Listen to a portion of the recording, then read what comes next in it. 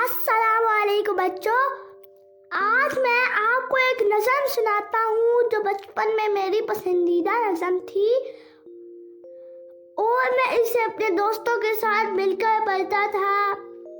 आइए चले आज हम सब मिलकर इस नज़म को पढ़ते हैं। नज़म का नाम है तितली। तितली कितनी प्यारी होती है और कैसे कैसे खूबसूरत रंग इसके परों में मौजूद होते हैं। आइए नज़म को शुरू करते हैं। तितली हूँ मैं, तितली हूँ, फूलों से मैं निकली हूँ, फूलों का रस पीती हूँ, रस पी कर ही जीती हूँ। रंग है मुझ में प्यारे प्यारे, नीले पीले बहुत सारे। एक बार फिर बचे।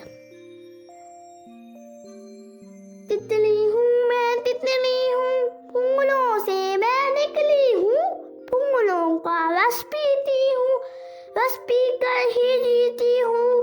रंग है मुझ में प्यारे प्यारे, नीले नीले बहुत सारे।